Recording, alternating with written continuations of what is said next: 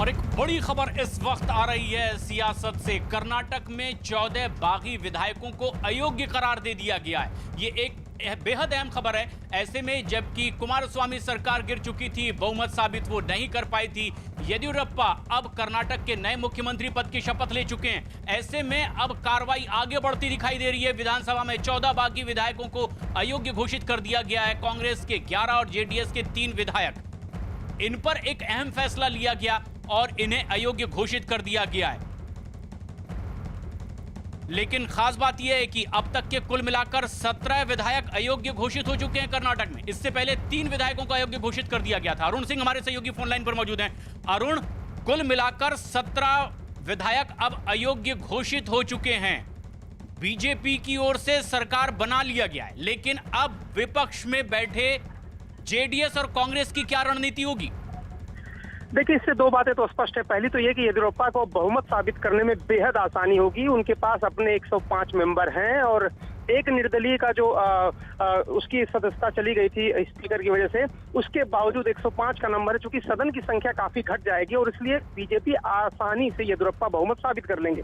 झटका उन लोगों के लिए है जो कांग्रेस के विधायक टूट करके इस उम्मीद में थे कि अगले कुछ महीनों के बाद वो हो सकता है कि उपचुनाव हो, उसमें जीत करके आए इस्तीफा देने के बाद और वो दोबारा येदियुरप्पा सरकार में उनको मंत्री बना दिया जाए या उनसे कोई महत्वपूर्ण विभाग दिया जाए। उनके लिए बहुत बड़ा झटका है, क्योंकि जो सभापति हैं उनका जो निर्णय है उसके बाद अयोग्य घोषित होने के बाद वो मंत्री नहीं बनाए जा सकते। और अगर उन्होंने इस तरह का टेक्निकल फैसला दिया, जैसा कि उन्होंने पिछले केस में दिया था कि अगले 5 साल जब तक इस विधानसभा का कार्यकाल है तब तक वो चुनाव नहीं लड़ सकते, अगर इस तरह की रूलिंग दी हुई होगी जिसकी डिटेल्स अभी सामने आएगी, कि ये झटका उन लोगों के लिए है जिन लोगों ने अपनी पार्टी छोड़ करके अलग झटका है। अरुण, निश्चित रूप से जो उम्मीद लगाए बैठे होंगे बागी विधायक, लेकिन ये तस्वीर कमोबेश बहुत पहले भी साफ हो चुकी थी। बीजेपी के मन मुताबिक वो सरकार बना चुके हैं, लेकिन क्या इस पूरे घटनाक्रम में कोई भी लम्हा ऐसा आया जब जेडीएस और कांग्रेस अपनी चाहे छोटी रणनीति को बनाने में ही कहीं कामयाब साबित हो भी पाई हो, ऐसा दिखाई दी हो?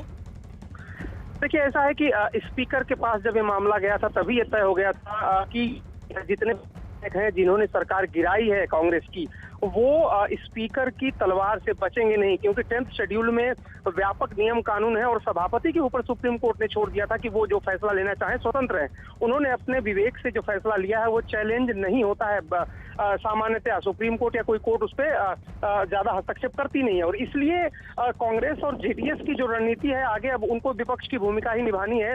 देवेगौड़ा ने साफ कर दिया है कि रचनात्मक विपक्ष की भूमिका जेडीएस निभाएगी। तो एक तरह से दोनों दलों को स्ट्रेंथ कम हो जाएगी असेंबली में और अब उनको एक रचनात्मक विपक्ष की भूमिका ही निभानी पड़ेगी। देवेगौड़ा बहुमत साबित करेंगे और मुझे लगता है कि इतने इस्तीफों के बाद एक अस्थायी सरकार वहां पर कर्नाटक में हो सकता है मिले।